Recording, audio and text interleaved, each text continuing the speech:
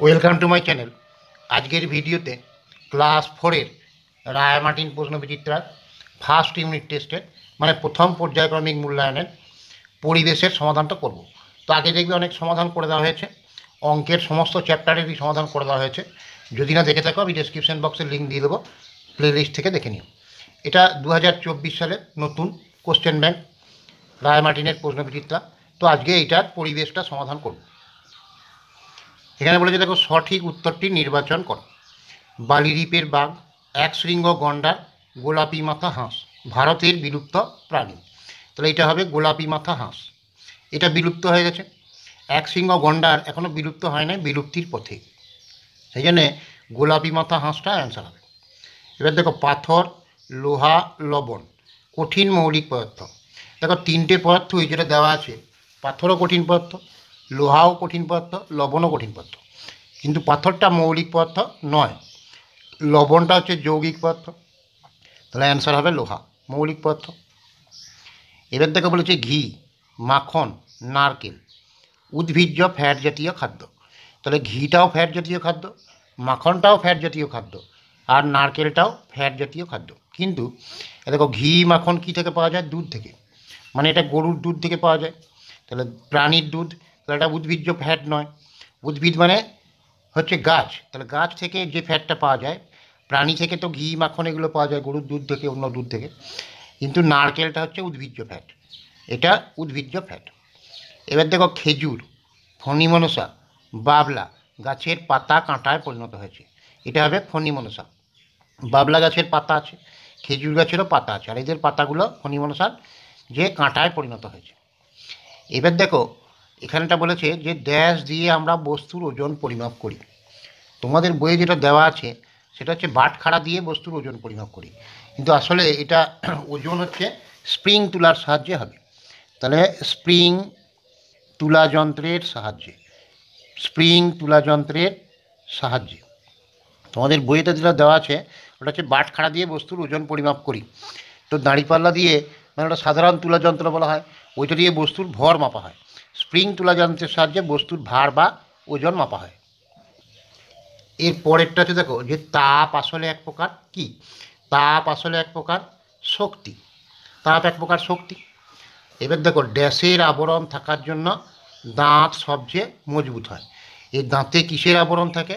যে calcium phosphate. তাহলে কী হবে? Calcium, calcium phosphate, calcium phosphate. তাহলে ক্যালসিয়াম ফসফেট এর আবরণ থাকার জন্য দাঁত সবচেয়ে মজবুত হয়। এখানে দেখো, ড্যাশের সাহায্যে মাছ জলের তাপ, চাপ ও গভীরতা বুঝতে পারে। এটা হবে পার্শ্বরেখার সাহায্যে। পার্শ্বরেখার সাহায্যে, মাছের যে পার্শ্বরেখা থাকে এর সাহায্যে, পার্শ্বরেখার সাহায্যে মাছের জলের তাপ, চাপ, গভীরতা বুঝতে পারে। এরপর দেখো বলেছে পূর্ণ বাক্যে উত্তর দাও। লিপ্তপদ কাকে বলে? ভর কাকে বলে? তরল পদার্থ কাকে বলে? আর বায়ুথলির কাজ কী? আর জীব ও জড়ের মধ্যে 4টি পার্থক্য লেখো। তো লিপ্তপদ কাকে বলে কীভাবে লিখবে? যে কিছু প্রাণী, যেমন ধরো ব্যাঙ, হাঁস, এদের পেছনের পায়ের আঙুলগুলো পাতলা চামড়া দিয়ে জোড়া থাকে, ফলে জলে সাঁতার কাটতে সুবিধা হয়। এরকম পদকে, মানে পাকে লিপ্তপদ বলে। কিছু প্রাণী, যেমন ব্যাঙ, হাঁস, এদের পেছনের পায়ের আঙুলগুলি পাতলা চামড়া দিয়ে জোড়া থাকে, ফলে জলে সাঁতার কাটতে সুবিধা হয়।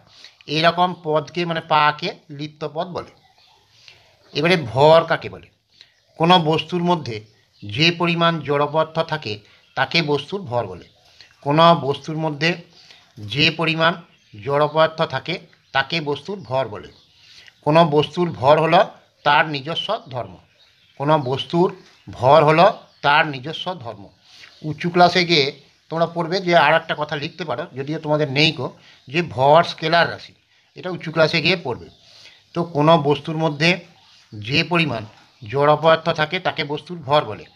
কোনো বস্তুর ভর হলো তার নিজস্ব ধর্ম। এরপরে তরল পদার্থ। যে পদার্থের ভর আছে, আয়তন আছে, চোখে দেখা যায় কিন্তু নিজস্ব কোনো আকার নেই, যে পাত্রে রাখা হয় সেই পাত্রের আকার ধারণ করে, তাকে তরল পদার্থ বলে। যেমন হচ্ছে জল, পারদ ইত্যাদি।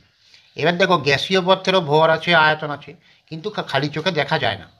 সেই জন্যে তরল পদার্থের ক্ষেত্রে কী লিখবে, যে পদার্থের ভর আছে, আয়তন আছে, চোখে দেখা যায় কিন্তু নিজস্ব কোনো আকার নেই, যে পাত্রে রাখা হয় সেই পাত্রের আকার ধারণ করে, তাকে তরল পদার্থ বলে, যেমন জল, পারদ ইত্যাদি।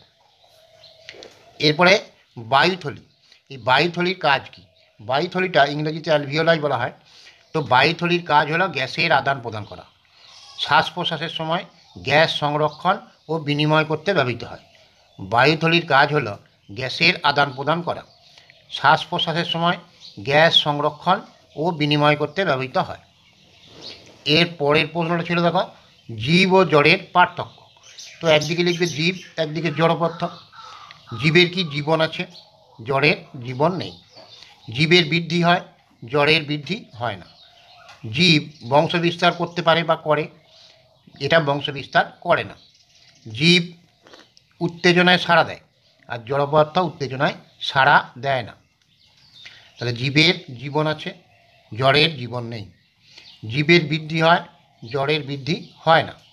জীব বংশ বিস্তার করতে পারে বা করে, আর জড় পদার্থ বংশ বিস্তার করে না। জীব উত্তেজনায় সাড়া দেয়, আর জড় পদার্থ উত্তেজনায় সাড়া দেয় না। তাহলে এই সমস্ত প্রশ্নের অ্যান্সারগুলো হয়ে গেল। তো যদি আগেকারগুলো না দেখে থাকো, সমস্ত অঙ্কের সমাধান করে দেওয়া হয়েছে, আমি ডেসক্রিপশন বক্সে লিঙ্ক দিয়ে দেবো, প্লেলিস্ট থেকে দেখে নিও।